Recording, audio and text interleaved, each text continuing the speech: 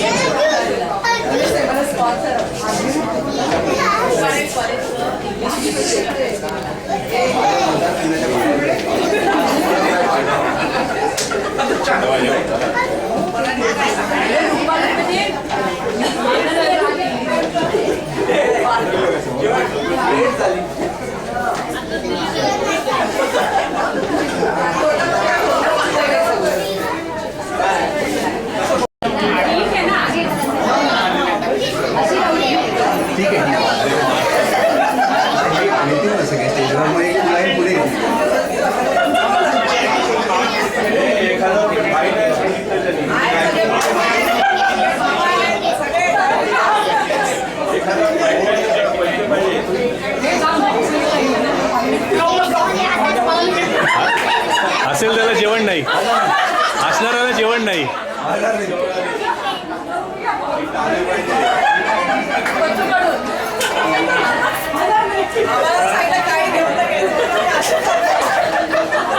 Tension free आहे.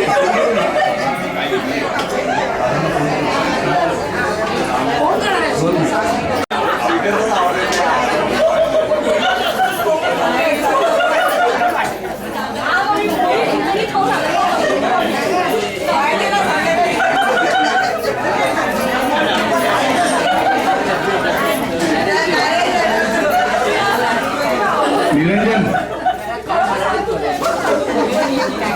पप्पा, आज इथे सर्वजण आपले कुटुंबातले, आपल्या परिवारातले मित्र, नातेवाईक सगळे जमलेले आहेत. कृष्णकांत बाजीराव कदम म्हणजे आमचे पप्पा यांच्या 75वीच्या कार्यक्रमाला आपण इथे सगळे जमलेलो आहोत. मी सर्वप्रथम पप्पांनाच सांगतो की त्यांनी इथे येऊन खुर्चीवरती बसायचंय.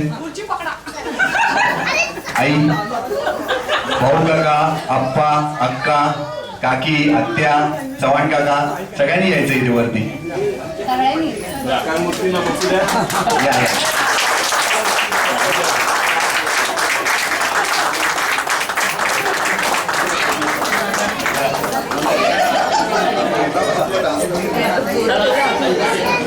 हे 5,000 रुपये आधी देऊन ठेवा, नंतर असा असून घ्या.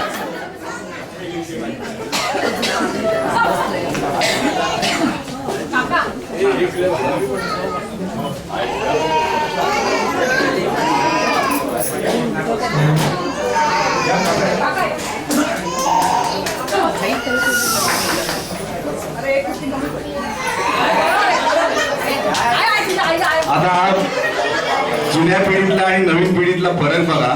जर आम्हाला बसायला सांगितलं असतं आम्ही आमच्या बायकांना घेऊन बसलो असतो.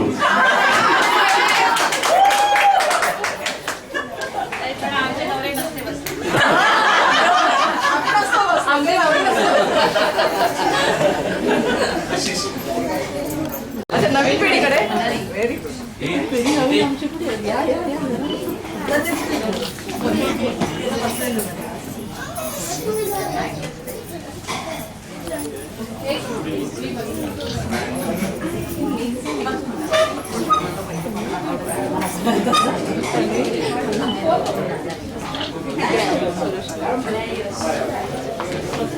सर्वात प्रथम या कुटुंबाचे आधारस्तंभ मोठे दादा, ते जरी आज इथे येऊ शकले नसले तरी ते फोनवरून आपल्याला इथे शुभेच्छा देणार आहेत. तर आपण त्यांच्या शुभेच्छा पहिल्यांदा स्वीकारूया.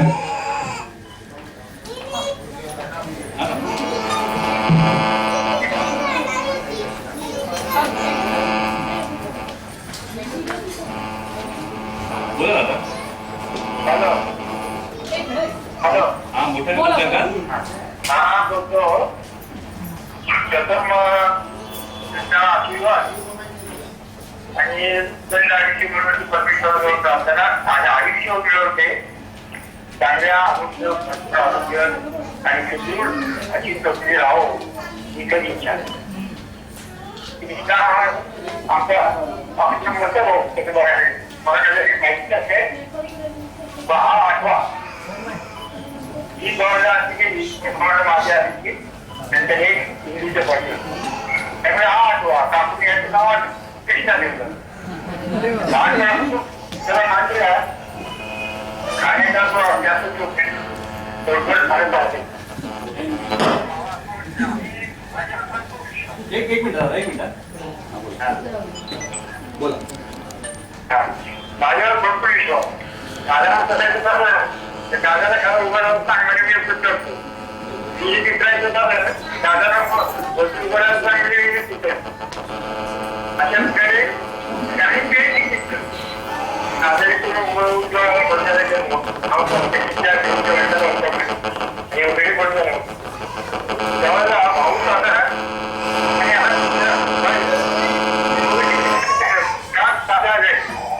दादाची कसं आहे म्हणजे फक्त वेगळं कधी सांगितलं की हे जे काय पिढी असते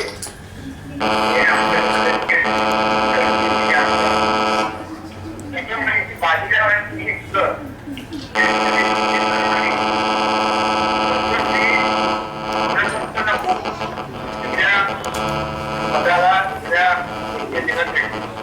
बाबांची बाबांची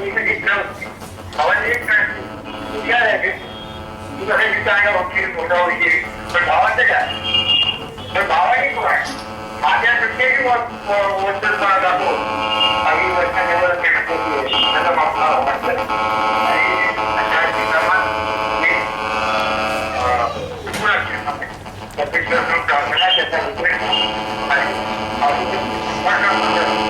आयुष्य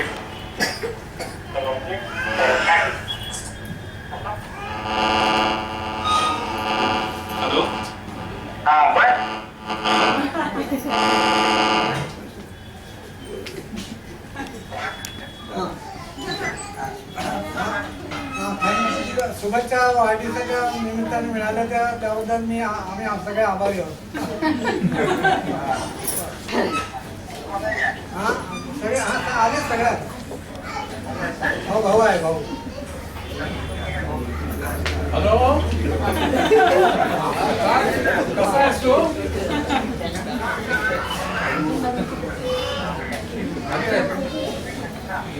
आवळे जवळ कुठे आहेत? आवळे जवळ आवळे जवळ कुठे आहेत? डवळ्या पिढ्या मोबाईल में फोटो काढणं सगळ्यांचा. अच्छा अच्छा त्यांचा. हा हा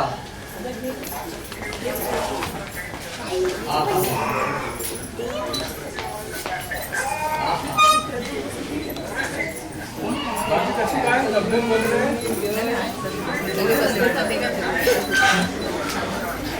काय प्रॉब्लेम काय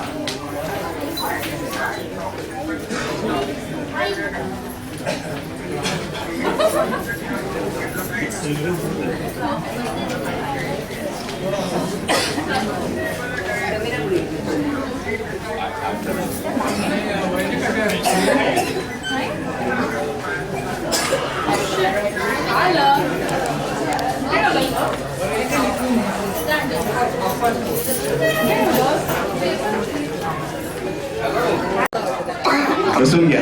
बाळू तुम्ही उभे राहिलात तर मागची माणसं दिसत नाही.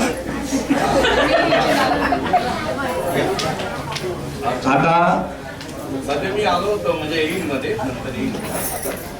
तर सुरू कर संगीत.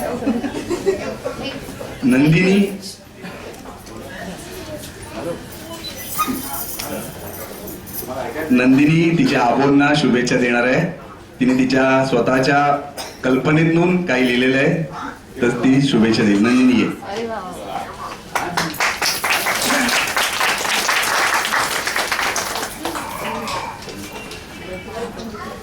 Happy birthday, Abu. I love you, Abu. You always tell me new jokes. You just make me laugh. But now I am going to tell you a joke. There was a boy named Aryan. He came to his dad from school. Dad, it's an amazing thing, said Aryan. What is that? Asked Dad. I again failed in all subjects. You don't have to take me new books for. Isn't it nice? Oh, I know it will be nice. There is one more joke for you. There was an Indian, European and Tibetan. They were going from a plane and just then European said, "We have many diamonds," and he threw a diamond ring from the window. Then the Tibetan said, "We have many gold coins." He also threw one gold coin from the window. And Indian said, "We have more population." He threw both of them from the plane.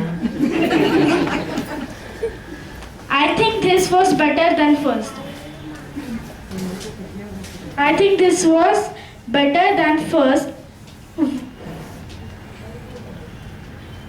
But like Abo tells joke, I can't tell like that. Like that type of joke. I want to ask you one riddle. If you will multiply 18 into 18 added by 22 minus by 82 divided by 56, what will you get? 0. A headache. चूक लपवली की ती मोठी होते आणि मान्य केली तर ती नाहीशी होते. हीच आबोची खासियत आहे. मी नाही काय सांगितलं. I love my Abo. Last time we got a call from Abo that come on the station Thane. We are waiting for you. Come fast. I said that I am not going to come due to some work. He then got very angry. Then was surprised. We were on the station and he got very happy. Means we can make Abo happy within a second. Happy birthday, Abo. Thank you. मस्त मस्त नंदिनी. आता त्यांची दुसरी नात सलोनीने पण त्यांच्यासाठी काहीतरी शुभेच्छा लिहिलेल्या आहेत. सलोनी आहे. तिने कर्सिव्ह रायटिंग लिहिलंय. तूच वाच. Dear Abu, you are my best friend and I like you very much. You take care and you are my best ever grandpa in the world. When my brother and sister come, we do a lot of masti. And when our birthday comes very near, we become very excited. Abu likes to watch cricket. He takes us to the garden. He was a very nice engineer. जवळ घे मॉय. He likes cricket so much that he doesn't give me to see cartoon only. Abu calls Balaji आई बरं का? Thank you. मस्त. Cricket match असते ना तेव्हा मोठं guard काढतो. अहो, किती nice आहेत ते.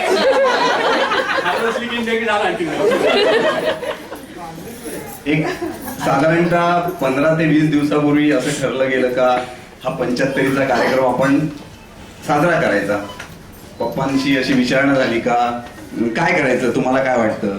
तर त्यांनी सांगितलं का मला असं वाटतं का माझे सगळे भाऊ येतील, मला खूप बरं वाटेल, एक आपलं फॅमिली गेट टुगेदर होईल, तर आपण हा कार्यक्रम करूया. आणि गेले 15 दिवस हा कार्यक्रम कसा करायचा, त्याची काय रूपरेषा असेल, थोडासा वेगळ्या पद्धतीने आपण करूया असं आम्ही ठरवलं. आणि त्यांच्याशी आम्ही चर्चा केली. आज माझं वय 40 वर्ष आहे. मला सांगायला अभिमान वाटतो कारण का त्या 40 वर्षासारखी माझी पर्सनॅलिटी पण आता मस्त झालेली आहे. पण 40 वर्षात ज्या गोष्टी मला कळल्या नाहीत ते ह्या मला 15 ते 20 दिवसात कळल्या. म्हणजे हे कुटुंब एवढं घट्ट आहे आणि मी विचारही करू शकत नाही का आम्ही असे वागू शकतो का. म्हणजे ह्या लोकांनी एकमेकांसाठी केलेलं त्याग, ह्या लोकांचं एकमेकांवरती असलेलं प्रेम जे आजही तसंच्या तसं अजूनही टिकून आहे. मला अजून आठवतं का त्यांनी जे लहानपणी दिवस काढले ह्या सगळ्यांनीच अजूनही ते त्यातनं बाहेर पडलेले नाहीयेत. म्हणजे मला जेव्हा आईने सांगितलं का तुला वडिलांबद्दल काहीतरी बोलायला आवडेल का, तर मी सांगितलं का मी बोलूच शकणार नाही. कारण का मी माझ्या वडिलांना कधीच मजा करताना किंवा एन्जॉयमेंट करताना किंवा स्वतःसाठी खर्च करताना, उंची कपडे घालताना किंवा सेंट वगैरे असं काय वापरताना, जरी ते ऑफिसर जरी असले तरी मला अजूनही आठवतंय ओडिसीची बॅग घेऊन ते जवळजवळ 15 वर्ष तीच बॅग घेऊन ऑफिसला जायचे. मला फक्त इथे एकच उदाहरण असं सांगण्यासारखं आहे म्हणून वाटतंय कारण का ते उदाहरण घेऊन मी खूप मला ते फील झालं होतं. असा शुक्रवारचा दिवस होता आणि पप्पांना मच्छी खावीशी वाटत होती. म्हणजे हे सगळेच भावंड आहेत, त्यांना जिभेचे चोचले खूप आहेत. भजी, मच्छी, चिकन अशा गोष्टी यांना खूप आवडतात. तर पप्पांना मच्छी खावीशी वाटली. आईला कंटाळा आला होता. आई म्हणाली तुम्ही जाऊन घेऊन या. कधीच मार्केटमध्ये न जाणारा माणूस मार्केटमध्ये गेल्यानंतर सुरमईकडे बघत बघत बघत ते एका कोळणीकडे जाऊन थांबले आणि त्यांनी विचारलं का 2 तुकड्या पाहिजेत. कशा? त्यांनी सांगितली 100 रुपयाला 2 तुकड्या पडतील. ते रिकाम्या हाताने परत आले. 100 रुपयाच्या 2 तुकड्या घ्यायच्या. आणि योगायोग बघा त्याच दिवशी मी 1000 रुपयाची मच्छी घेऊन आलो. हा जो फरक आहे मला पप्पा सांगायचे का आम्ही 5 पैसे वाचवायला 2 बस स्टॉप चालत जायचो आणि सगळेच तसे होते. तर एकंदरीत हा जो फरक आहे जनरेशन मध्ये आणि म्हणूनच कदाचित म्हणजे मला बऱ्याच वेळेला मला लोक विचारतात का तुम्ही आता संस्कारमध्ये फ्लॅट घेतलात मग आई वडील कोणाकडे राहतात. तुम्ही सांगतो सगळ्यांना का आम्ही आई वडिलांकडे राहतो. आई वडील आमच्याकडे राहत नाहीत, आम्ही आई वडिलांकडे राहतो. आणि हाच फरक आहे का त्यांनी केलेली काटकसर आणि ह्या सगळ्यामुळे ते लोक हे सगळं उभारू शकले. ठीक आहे, मी जास्त इमोशनल होणार नाहीये. मला आता या सगळ्यांना म्हणजे भाऊ काका, आप्पा, अक्का आणि बेबी आत्या यांना पप्पांना काहीतरी द्यायचंय म्हणजे एक छोटासा एक मोमेंट म्हणे या कार्यक्रमाच्या स्वरूपात, तर एक आपण तो तयार केलेला आहे पप्पांशी चर्चा करूनच. तर आपण पहिला त्यांना तो देऊया. मला एक मी खरं सांगायचं तर आता बोलणं विसरली आहे.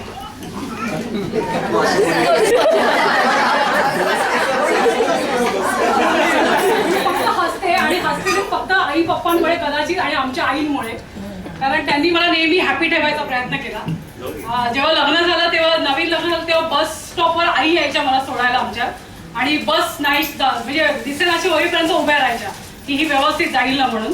पप्पांचं एक इन्सिडेंट सांगायचं मला की जेव्हा मी कॅनबँक मध्ये होते तेव्हा VRS सिस्टम आलेली आणि आमच्या 78 पैकी 75 जणांना त्यांनी काढलं होतं, पण त्या तिघांमध्ये मी होती, तिघींमध्ये की ज्यांना आम्हाला कंटिन्यू केलं होतं चांगल्या कामामुळे. पण आम्ही पण इमोशनल होऊन आम्ही पण VRS घेतलं आणि त्याच्यानंतर वर्षभर मी घरी होते. ब्लॉकचा हप्ता चालू होता आणि तेव्हा कळलं वाईट परिस्थिती काय असते. पण तेव्हा कळलं म्हणजे वाईट परिस्थिती काय असते. पण आमच्या आईनी काटकसर शिकवली होती, आई पप्पांकडून शिकलेली, त्याच्यामुळे तसे दिवस गेले. पण एकदा असं झालं की आम्ही अर्धा लिटर दूध 3 दिवस पुरवत होतो आणि सनीलला ते दूध म्हणजे मी देऊ शकत नव्हती प्यायला, त्याच्यामुळे त्याच्या ते चेहऱ्यावर डाग आले पांढरे. आणि पप्पांनी त्याला विचारलं काय रे सनील, अरे हे पांढरे डाग कशामुळे आले तुझ्या चेहऱ्यावर, दूध पिझ्झा भरपूर. तेव्हा तो म्हणाला होता की आई आई ना चहा देते म्हणजे दूध नको, संपलंय असं. तर दुसऱ्या दिवशी सकाळी 5:30 वाजता बेल वाजली घराची आणि पप्पा 1 लिटर दुधाची पिशवी घेऊन दारात उभे होते. मला असं फक्त एवढं की पप्पा आईनी फार काहीतरी खूप केलं आमच्यासाठी, किंवा अगदी गरीब परिस्थितीतून आम्हाला अगदी वर आणलं वगैरे असं काही नाही. पण त्यांनी जे केलं ते अतिशय महत्वाचं केलं की त्यांच्यात ते गुण, जे पहिला सगळ्यात महत्वाचा पंक्च्युअलिटी, वेळेच्या आधी ऑफिसला जाणं, ते सगळ्यात इम्पॉर्टंट. त्याच्यामुळे आज जे त्यांच्याकडून जे गुण माझ्याकडे आले त्याच्याने मी खूप पुढे गेली की मला कधी वाटलं पण नव्हतं की एवढा पगार मी घेऊ शकते फक्त ग्रॅज्युएट असताना सुद्धा. दुसरी डेडिकेशन आणि तिसरं ते म्हणतात ना की जीव ओतून काम करणं, ते त्यांच्याकडून मी शिकली. आणि आज त्यांच्यामुळे पप्पा खरंच मी फक्त तुमच्या दोघांमुळे एवढ्या पुढे आली आणि माझ्या आईंनी मला ह्या बाबतीत खूप सपोर्ट केला. I am thankful to them. Thank you so much. तर आता आपण त्यांची भावंड आहेत, बहिणी आहेत, तिकडे आलेल्या आहेत, तर आपण त्यांना एक खास मोमेंटो आजच्या कार्यक्रमाच्या निमित्ताने देणार आहोत.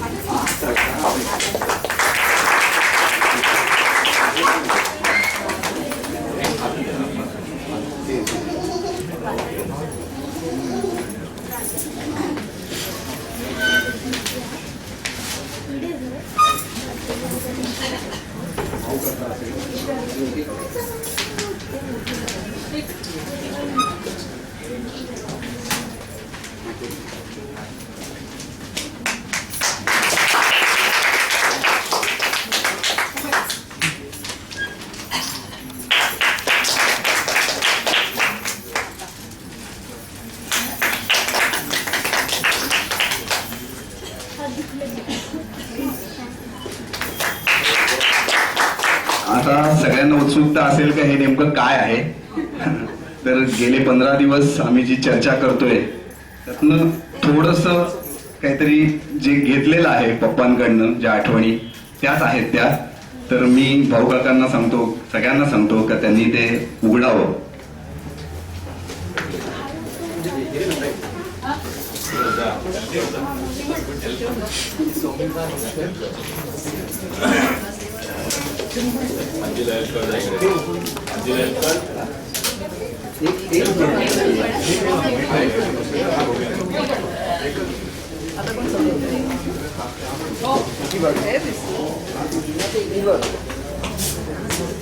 यश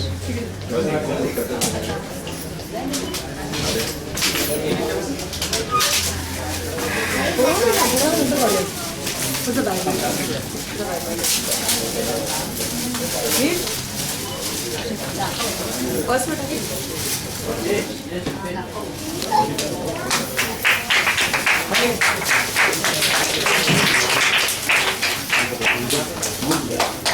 याची एक फ्रेम आपण बनवली आहे आणि ती आता मी वाचून दाखवणार आहे. फक्त एक गोष्ट बघा ना, म्हणजे मी माझी चूक दाखवत नाहीये, पण हे जे झालं ना ते मी प्रूफ चेकिंग केलं त्याचं आणि समोरचा जो ऑपरेटर होता त्याला सांगितलं का ओके आहे म्हणून तू करून टाक. आणि एकच फक्त ऱ्हस्व दीर्घाची चूक होती, तर त्याला मी म्हटलं ती सुधार. पण ती सुधारताना त्याने फक्त इथे एका स्पेस मध्ये गडबड केली. पण दादा आणि भाऊ हे एकमेकांना त्यांची स्पेस कमी झाली आणि ते एकत्र आले. तर मला नेहमी पप्पा सांगायचे का दादा आणि भाऊ हे दोघही असे होते का खरंच ते आमच्या कुटुंबाचा आधारस्तंभ होते. आणि याच्यामध्ये सुद्धा ते शेवटी स्पेस त्यांच्यातली नसून ते एकदम एकत्र आलेले आहेत. ही चूक नाहीये, पण ही चूक जरी असली तरी ती चांगली चूक आहे. आता आपण हे जरा मी वाचून दाखवतो. ते 75व्या याच्या निमित्ताने घडलो मी तुमच्यामुळेच असा एक आहे. मी नंतर प्रत्येकाला दाखवीनच, पण आधी मी वाचून दाखवतो.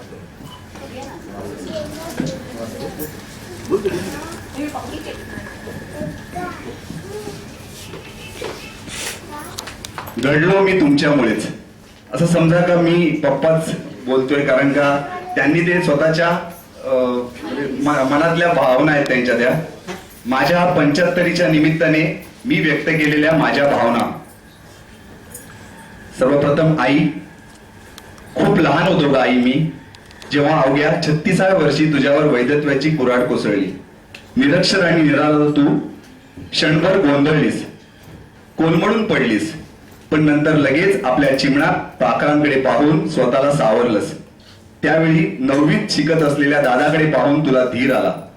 आम्हा 7 भावंडांना परिस्थितीची झळ लागू न देता कोंड्याचा मांडा करून जगवलंस. इतकंच काय, आपली मुलं संस्कारक्षम, सुविद्य आणि सुसंस्कृत व्हावी म्हणून तुझी धडपड सुरू झाली आणि तुझी ही धडपड सार्थकी लागली. तुझ्या प्रेमळ स्वभावाने लेकी, सुना, जावई, नातवंडांनी घराचं गोकुळ बनवलं. आदर्श आई, आदर्श सासू आणि आदर्श आजी या भूमिका तू उत्तम निभावल्यास. दादा, आईच्या मताशी सहमत असणारा तू आमच्या आयुष्यातली बाबांची उणीव भरून काढलीस. सह्याद्री सारखा खंबीरपणे तू आमच्या पाठीशी होतास. वरून कठोर पण आतून फणसासारखा प्रेमळ गोडवा असणारा भासलास रे तू. स्वतःच्या आशा आकांक्षा बाजूला सारून भावंडांचे संगोपन, शिक्षण, करिअर याला महत्व दिलंस. वहिनींचाही यात मोठा सहभाग आहे. तुझी शिक्षणाची तळमळ, शिस्त यामुळेच आमची अभ्यासू वृत्ती वाढीस लागली आणि आम्हाला स्कॉलरशिप मिळत गेली. स्कॉलरशिप मिळाल्यामुळे तुझा भार थोडा हलका झाला, याचा आनंद आम्हाला जास्त वाटायचा. तुझ्या पाठची सगळी भावंड मार्गी लागल्यावर तू स्वतःचं शिक्षण सुरू केलंस. आम्हाला योग्य दिशा मिळाली ती आदरणीय दादा तुझ्यामुळेच. भाऊ, दादाच्या पावलावर पाऊल ठेवलंस. दादाचा शब्द प्रमाण मानलास. अगदी राम लक्ष्मणच जसे. न बोलता कृती करतोस आणि कृतीनेच आदर्श दाखवतोस. अतिशय हुशार, मितभाषी, काटकसरीने वागणारा, स्वावलंबी, शांत, समाधानी वृत्तीचा, लहान मुलांमध्ये रमणारा असा तो भाऊ या शब्दाचा अर्थ सार्थकी लावणारा. आमच्या लहानपणी दादाचं परखड बोलणं, कडक शिस्त, धाक यामुळे दादा रणरणत ऊन वाटायचा, तर तू उन्हातल्या झाडाची सावली वाटायचास. खरंच भाऊ असावा तर तुझ्यासारखा, आपल्या भावंडांवर नितांत प्रेम करणारा, हवा हवासा वाटणारा. अक्का, परिस्थितीला टक्कर देताना पाहिलंय तुला, अगदी बालपणापासून आतापर्यंत. दादा रागावला की तू आमची समजूत काढायचीस. कधी कधी दादालाही धम भरायची हिंमत होती तुझ्यात. मजबूत बांधा, कणखरपणा, कुशाग्र बुद्धी यामुळे शाळेत उठून दिसायचीस. पण त्या काळच्या समाजाची मानसिकता लक्षात घेऊन तुला 7वी नंतर शाळा सोडावी लागली. शिक्षिकेची चालून आलेली नोकरीही समाज काय म्हणेल या भीतीने नाकारलीस. पण घराचं घरपण जपलंस. लहान वयात लग्न होऊनही सासर माहेर छान सांभाळलंस. मी जेव्हा गावाला येतो ना अक्का, तेव्हा तुला आणि भाऊंना भेटण्यासाठी माझी पावलं आपोआप तुझ्या घराकडे वळतात. प्रेमापोटीच ना अक्का. आप्पा, सगळ्यांपेक्षा निराळा, बिनधास्त, परिस्थितीचं गांभीर्य तुझ्याकडे पाहून कोणाला कधी जाणवतच नाही. आठव आपलं बालपण. शाळेत जाताना तू माझ्याबरोबर असलास की मला सुरक्षित वाटायचं. भावापेक्षा मित्रच जास्त वाटायचास. तुझ्या बोलण्यात धमक असायची, आजही आहे. हिम्मत बहादर तू. तसा तब्येतीने आमच्या सगळ्यांपेक्षा नाजूकच. म्हणून तर आई, अक्का आणि दादाला तुझी काळजी वाटायची. तुझा निष्कपटी, मोकळा, बोलका स्वभाव, स्पष्ट वक्तेपणा, सडेतोड वृत्ती, आवाजातली जरब, जे मनात तेच ओठावर, तुझे गुण मला खूप आवडतात आप्पा. नाना, सगळ्यांचाच लाडका बाळा. तुझ्या कुशाग्र बुद्धीने तू शिक्षणात प्रगती केलीस. आपल्या गावातून शिक्षणासाठी परदेशी जाण्याचा पहिला मान मिळवलास. MS फर्स्ट क्लास फर्स्ट येऊन गोल्ड मेडल मिळवलंस आणि गावापुढे आदर्श ठेवलास. मीही तुझ्याबरोबर परदेशी येऊन शिक्षण घ्यावं म्हणून तू प्रयत्न केलेस. शिक्षणासाठी नाही जमलं मला येणं, पण तुझ्या आजारपणात मी तुझ्याजवळ पोहोचलो. खूप आनंद झाला तुला तेव्हा. काही दिवसातच तू बरा झालास आणि स्वतः ड्रायव्हिंग करून मला अमेरिकेचं दर्शन घडवलंस. तुझं वास्तव्य अमेरिकेत असलं तरी मन मात्र आपल्या भारतात, आपल्या माणसांमध्ये गुंतलेलं असायचं. आज तू आमच्यात जरी नसलास ना बाळा, तरी भारती, तुझी मुलं, तुझी नातवंड यांची भारतातली आपल्या माणसांशी जवळीक अजूनही टिकून आहे. नाती जपण्याची तुझी कला त्यांच्यातही आहे नाना. बेबी, 7 भावंडांतलं शेंडेफळ. बाबा गेले तेव्हा अवघी 1.5 वर्षाची होतीस. किती लाड व्हायला हवे होते तुझे, पण परिस्थितीच नव्हती ग. दादाच्या लेखी महत्व होतं शिक्षणाला. अक्काला अभ्यासाची आवड तर तुला अभ्यासाचा कंटाळा असायचा. तशी तू खूप मेहनती आहेस. आईच्या अक्काच्या तालमीत सुगरण बनलीस. आजही तुझ्या हाताची चव टिकून आहे. चव्हाणांबरोबर तुझं लग्न झालं. आईला भाऊ आणि चव्हाण या जावयांच्या रूपाने आणखी 2 मुलगे मिळाले आणि तेही मुलांसारखेच वागले. आमच्या मुलांना सुट्टी पडली की त्यांचे आवडते चव्हाण काका स्वतः येऊन त्यांना पवईला घेऊन जायचे. सत्यनारायणाची पूजा, राखी पौर्णिमा, भाऊबीज असली की आपण सगळी भावंड तुझ्या घरी एकत्र येतो ना, तेव्हा तुला तुझ्या संसारात आनंदी सुखी पाहताना आम्हाला खूप समाधान वाटतं ना बेबी. सप्तरंगी इंद्रधनुष्यासारखी आपण 7 भावंड. इंद्रधनुष्यात प्रत्येक रंग स्वतःचं अस्तित्व राखवून देतो. प्रत्येक रंग आपल्या जागी आपल्या परीने सुंदर असतो. तरीही 7 रंग एकमेकांना बिलगून एकत्र असतात, अगदी आपल्यासारखेच. माझं बालपण, माझी माणसं, त्यांनी दिलेलं प्रेम, माझ्यासाठी घेतलेले कष्ट मी कसा विसरू शकेन. माझ्या 75व्या वर्षी देखील सगळं जसंच्या तसं आठवतंय मला. कितीही वर्ष लोटली तरी आपण मागे वळून पाहतोच ना. तुम्हा सर्वांचा भाई.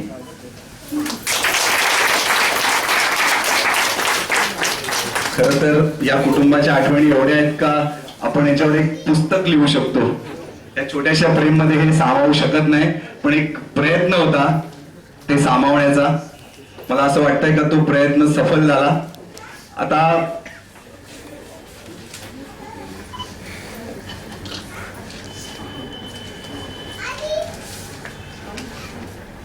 इथे आशिषने सुंदर असे 75 फोटो एकत्र केलेले आहेत. तो सारखा मला सांगतोय का ते पण सांग, ते पण सांग. त्यांचे 75 फोटो जुने नवीन असे सगळे ते एक आठवणी आहेत त्या. ते एकत्र करून इथे लावलेले, तर सगळ्यांनी ते बघितल्याशिवाय जायचं नाही, नाहीतर तो कानात फक्त बोलतोय, चावेल नंतर मला. थोडस वातावरण बदलतोय मी.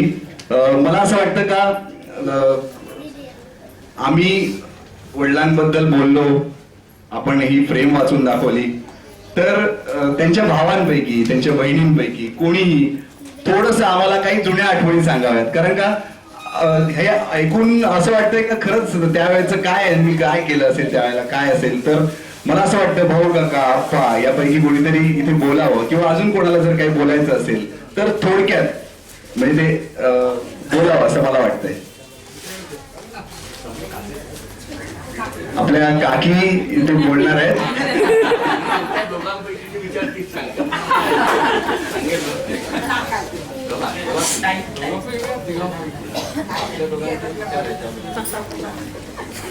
बोला बोला बोला आतमध्ये सांगा पराठा पुरीचा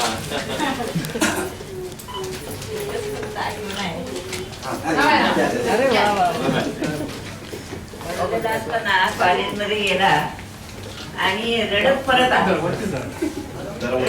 आला आईने मी सोमवार उपवास सोडायला. हा रडत का आलास? अरे बाळा रडत का आलास? काय झालं? काय सर बोलले का? नाही आई. मग मला ते फाडफाड काय इंग्लिश बोलतात ते कळत नाही. त्याच्यामुळे आता काय होईल, सगळे पैसे मोफत जातील आणि मग दादा रागवेल, मग दादा चिडेल, मग घरात फाटून.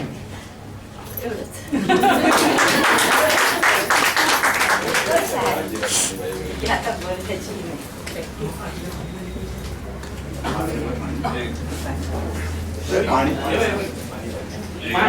आमचं लग्न झालं 61 साली. त्यावेळेला सगळे म्हणजे बाई आमचे सगळे नोकरीला लागलेले होते, नाना आणि आत्याची लग्न. पण घरात एवढं वातावरण चांगलं की बहिणी भावण्यासाठी आम्ही वागायचो. आणि काही त्यांना वाटलं हे वहिनी हे पाहिजे तर अगदी हट्ट धरून करून घ्यायचे आणि मला पण त्यात काही हे वाटायचं नाही. आणि म्हणजे असं माझं लग्न झाल्यापासून नंतर मग सगळं व्यवस्थितच म्हणजे नानांचं शिक्षण पूर्ण झालं, सगळं चांगल्या चांगल्या गोष्टी घडत गेल्या. फक्त एकच गोष्ट ते नाना थोडे बाकी सगळं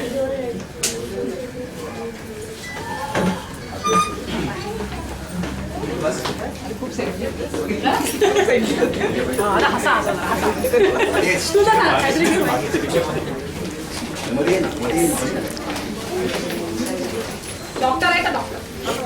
डॉक्टर आहेत पण मला फारसं बोलता येत नाही. भाई काकांच्या बद्दल सांगायचं म्हणजे आम्हाला आमच्या भाऊंची फार भीती वाटते, अजूनही वाटते. पण अप्पा आणि भाई काकांच्या बद्दल भीती नाही. ते आले की नुसतं म्हणजे जोक्स आणि मजा, म्हणजे जसं आता संदीप तसं आम्ही भाई काकांना मजा केलेली आहे.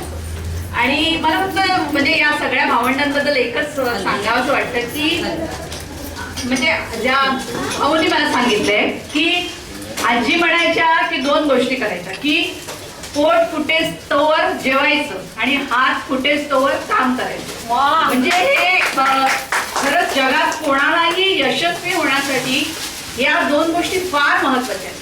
की आता कशाला करायचं काम, अशा बऱ्याचशा गोष्टी आता या पिढीतल्या लोकांचं असं असतं.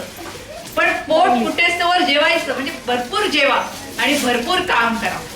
मध्यंतरी एकदा कधीतरी म्हणजे बरेच वर्षांपूर्वी दादांबरोबर बोलताना दादा मला म्हणाले होते की मी जर पाठी वळून बघितलं आणि आता हे कुटुंब बघितलं तर मला म्हणजे त्या काळात असं वाटलंही नसेल की हे कुटुंब एवढं मोठं होईल.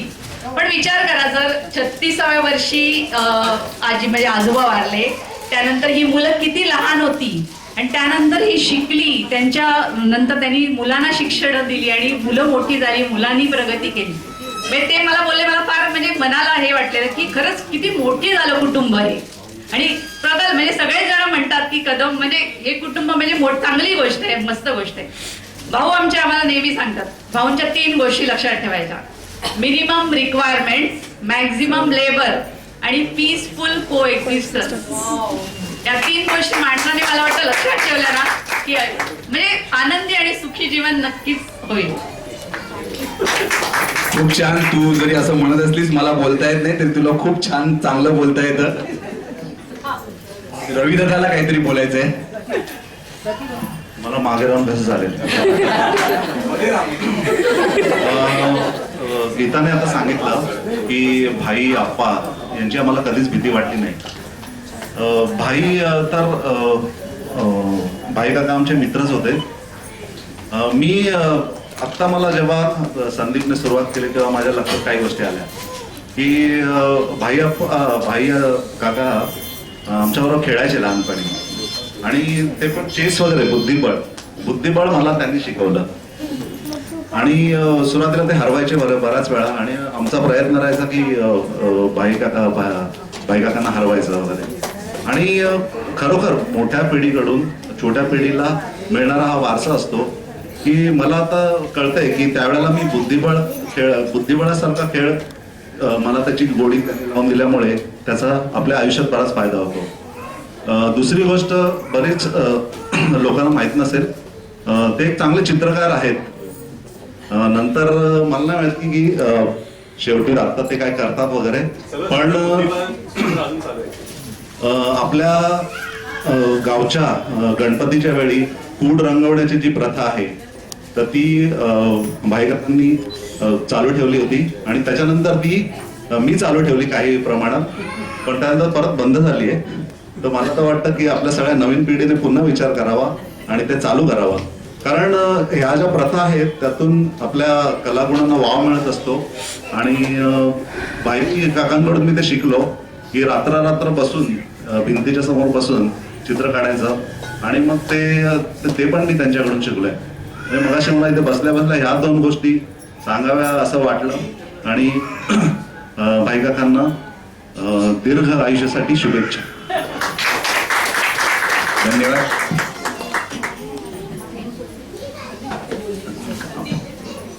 अजून जर कोणाला काही बोलायचं असेल तर आपण कोणाला बोलायचं असेल तर त्यांनी यावं पुढे, नाहीतर मग आपण पुढच्या कार्यक्रमाला सुरुवात करूया.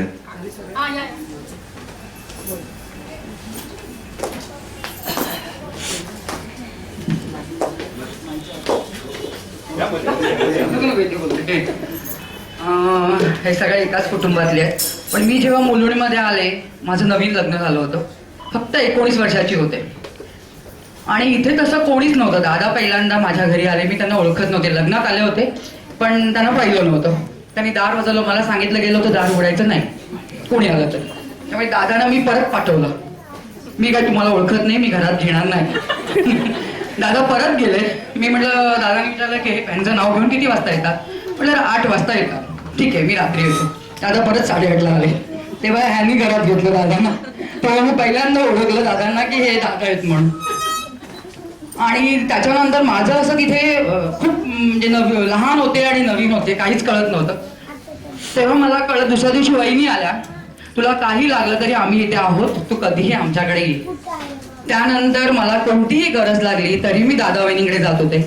अगदी माझ्या मोठ्या धीर आणि जाऊबाईंसारखे त्यांनी मला नेहमी मार्गदर्शन पण केलं आणि आधारही दिला. त्यानंतर आम्ही मुलुंड सोडलं. मला वाटतं ठाण्याला गेले, फार लांब राहत होते मी, पण निघताना मला इतकं वाईट वाटलं होतं की ह्यांच्यापासून मी लांब राहते. हे 3-तिघे जण भावंड नेहमी माझ्या बरोबर असायचे. तर मी खूप रडले, पण वहिनी म्हणाल्या होत्या की तू जा, पण तू परत मुलुंडमध्ये येशील. आणि ते मी लक्षात ठेवलं होतं, पण म्हणून मी परत मुलुंडमध्ये आले राहायला. आणि तेव्हापासून आता 30 वर्ष झाली माझ्या लग्नाला, आताही तेवढंच मार्गदर्शन आणि तेवढाही आधार त्यांचा मला अजूनही आहे. त्यामुळे धन्यवाद मॅम, त्यांचे मी आभार मानते याबद्दल. एवढंच बोलायचं होतं मला. थँक्यू.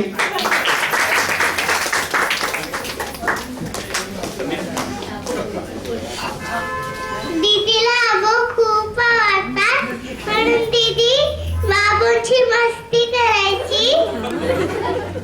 हा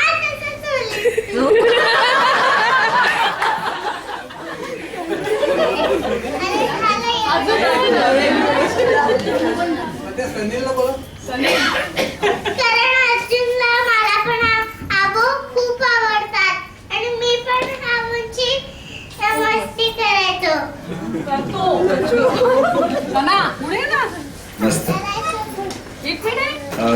प्रभाकर अप्पा इकडे आलेत, तर त्यांनाही बोलायचंय. वर्धा ही सहकारी पतसंस्थेचे अध्यक्ष आहेत ते, आणि आपले गावात पप्पांचे जुने मित्र.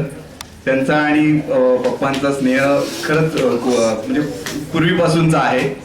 प्रभाकर अप्पा, आपण आज 75वा वाढदिवस त्यांचा साजरा करत आहोत. त्यांना मी आणि आमचं मित्रमंडळ केबी म्हणतो. हे केबी आम्ही जवळजवळ मला वाटतं 1970-80च्या दशकामध्ये असंच एक मित्रमंडळ स्थापन केलं होतं, सन्मित्र मित्रमंडळ म्हणून. आणि आमचे केबी त्यावेळेपासूनचे आमचे मित्र आहेत. परंतु ही जी फॅमिली आहे, जे कुटुंब आहे, त्या कुटुंबाचा माझा त्यांच्याशी लहानपणापासूनचा संबंध आहे. सर्व ही भावंड वगैरे म्हणजे हापकीमध्ये वगैरे असताना त्यांच्या किंवा भाऊ परेला राहत होते, त्यांच्या मी घरी बराच वेळ गेलेला आहे. त्यामुळे या पिढीला मी अगदी चांगला ओळखतो. याची आता एकदम लहान लहान जी मुलं आहेत ती ओळखीची नाही आहेत. आणि मला एक आणखीन सांगायचं म्हणजे यांचे जे छोटे बंधू होते जे अमेरिकेला गेले ते आमच्या बॉम्बे डाईंगमध्ये सुरुवातीला होते. मी जिथे होतो तिथे सुरुवातीला 6-1 महिने राहिलेले होते. केबिन बद्दल सांगायचं तर त्यांचा स्वभाव एकदम शांत, मितभाषी, परंतु नेहमी एक स्मित त्यांच्या चेहऱ्यावर असतं, समाधानाचं. आणि मी त्यांच्या आईना पण पाहिलेलं आहे, ते भाग्य मला मिळालेलं आहे. गावी असताना मी तिथे त्यांच्या बरोबर बोललेलं आहे. त्या मातोश्रीने या सर्व जणांना जे वाढवलं हा एक आदर्श आमच्या समोर पण होता आणि त्याच्यातूनच आम्ही पण घडलो. आमचं पण कुटुंब तसंच होतं. शून्यातून सगळं या लोकांनी जे निर्माण केलंय हा एक आदर्श आम्ही ठेवला. आणि प्रत्येक जर कुटुंब असंच राहिलं एकोप्याने चांगल्या प्रकारे आणि प्रगतीपथावर जर राहिलं तर त्या समाजाची भरभराट व्हायला वेळ लागणार नाही. मी या निमित्ताने केबिना आता 75 वर्ष झाले, पण मघाची संदीपने सुरुवातीलाच सांगितलं की नवीन पिढी आणि जुन्या पिढीमध्ये फरक काय. तर आम्ही असतो तर आमच्या बायकांना बरोबर घेतलं असतं. केबीने पण आपल्या बायकोला बरोबर घेतलंय. ते पण या नवीन पिढीतलेच आहेत. 75 वर्ष झाली तरी त्यांच्यामध्ये एक उत्साह आहे. आम्ही जरी पतपेढी काढली तरी आम्हाला जे मार्गदर्शक कोणी होते, आपले माझे महापौर आप्पा होते, केबी होते, अशी माणसं मिळाली आम्हाला. म्हणूनच आम्ही ही पतपेढी काढली. आणखी आम्ही प्रगतीपथावर आहोत. त्याच्यामध्ये त्यांचा पण एक वाटा आहे आणि त्यांचं मार्गदर्शन आम्हाला आमच्या पतपेढीला असंच लाभो आणि त्यांना चांगलं दीर्घायुष्य निरामय आयुष्य लाभो अशी प्रार्थना करतो. धन्यवाद. पप्पा असं म्हणाले आप्पा का ते बायको बाजूला हा निव्वळ योगायोग आहे. बायको बाजूला म्हणून अवघडून बसलेत एकदम.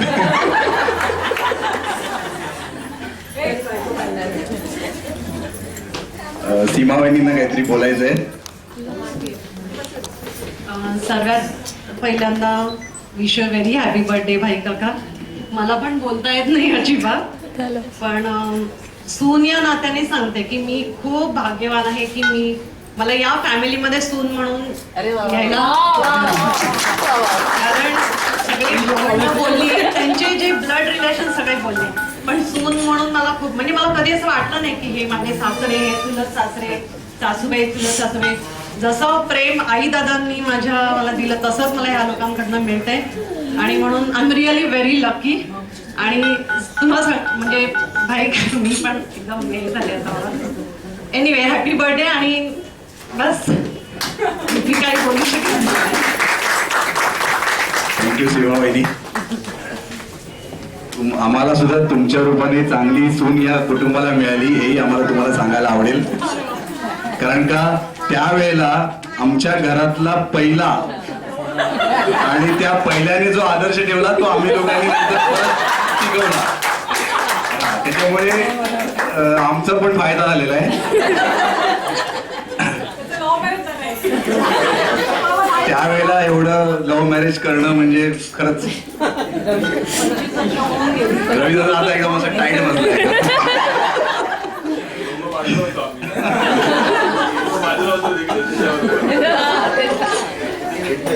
ठीक आहे. मला असं वाटतं आता सगळ्यांचं बोलून झालेलं आहे आणि थोडं जास्त बोललं तर मग तो ओव्हरडोस सुद्धा होऊ शकतो. तर आता आपण आपल्या बच्चे कंपनीच्या खातर म्हणजे काय म्हणतात ना, इंग्रज गेले पण काही सवयी लावून गेलेत आपल्याला. त्यातल्या चांगल्या सवयी घ्यायला हरकत नाही. तर आपण केक कापूया थोडासा लहान मुलांसाठी. केक थोडासा कापायचा, खायचा भरपूर. आईला उखाणा घ्यायचा आहे. तिने मला वाटतं खास काहीतरी उखाणा बनवला असेल. तोपर्यंत मी इथे टेबलवर लावतो, उखाणा ऐकून घ्या तुम्ही.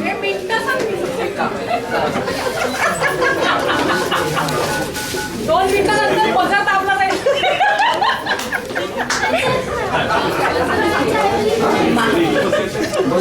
माझा जो उखाण आहे तो नावाला उखाण आहे पण त्याच्यात भावना सामावलेल्या आहेत.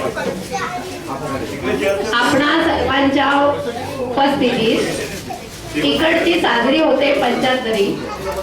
आपल्या शुभेच्छा आणि आशीर्वाद याची त्यांच्या बरोबर असेल शिदोरी.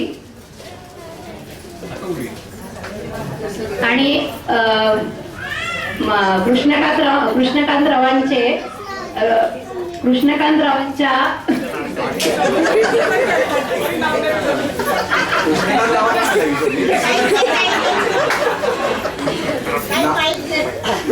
कृष्णकांतरावांना सुखी समाधान आणि आरोग्य लाभो अशी प्रार्थना करते ईश्वराच्या दरबारी. दुसरा उखाण आहे माझ्या फॅमिलीसाठी. 2 मुलगे 1 मुलगी, 2 सुना 1 जावई, 2 नातू 2 नाती, आम्ही दोघं त्यांच्या भोवती. कृष्णकांतरावांना या सगळ्यांकडून जे मिळणारं प्रेम आहे तीच आहे त्यांची श्रीमंती.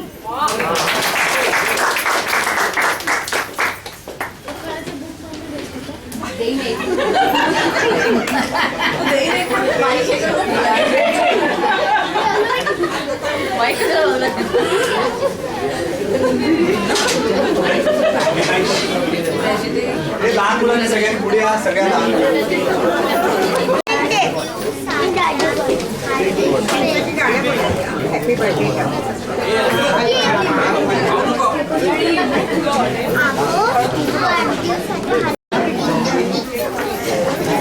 दाबून ठेव. यू गो स्टील करायचं ना.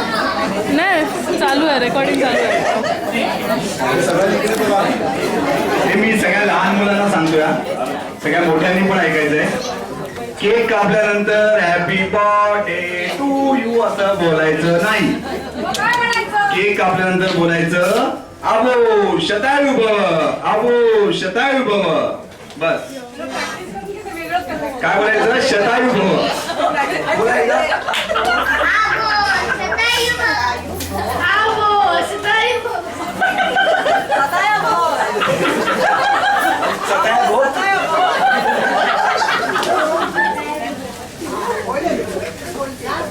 शतायू भाऊ बोला.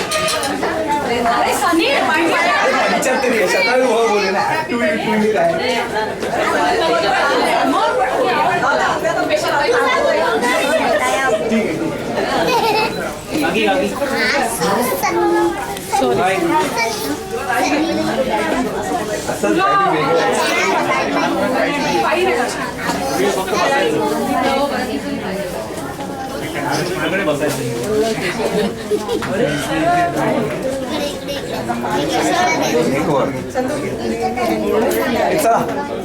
नंदिनी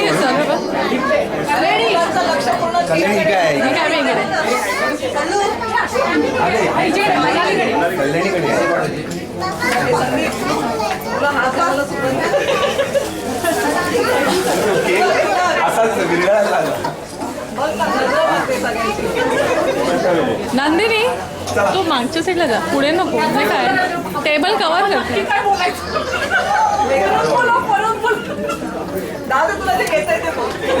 मी थांबणार कसं आहे?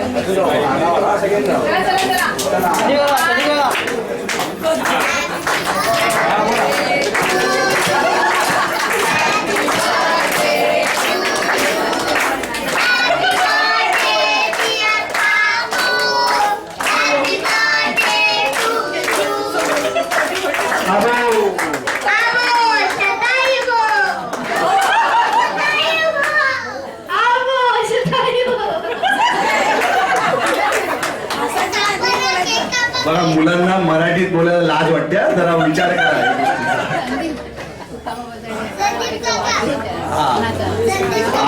आज इथे माझा मामा, मी त्याचं पूर्ण नाव सांगत नाही, TG मोरे, त्याच्यात सुद्धा लग्नाचा वाढदिवस आहे. तुकाराम गंगाराम मोरे. आणि इकडे अर्ध बिल तो द्यायचं आज. तर सगळ्यांनी त्यांना सुद्धा शुभेच्छा द्यायच्या आहेत आणि त्यांच्या सुद्धा लग्नाचा किती वाढेल भावा 26 वर्ष जेललं तुला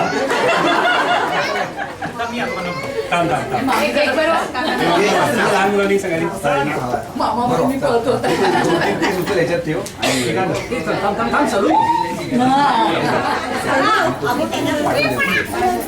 लहान मुलांना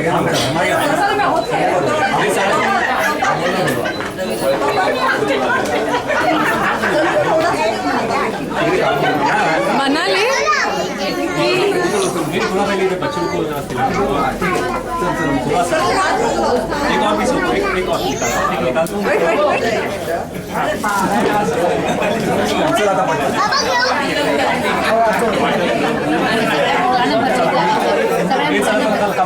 आबो तुम्हाला भरवतील सगळ्यांना हे आबो तुम्हाला भरवतील सगळ्यांना रेकॉर्डिंगच होते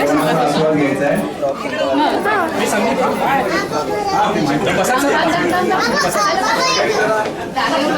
बसून घ्या जागेवरती प्लीज जरा जागेवर बसून घ्या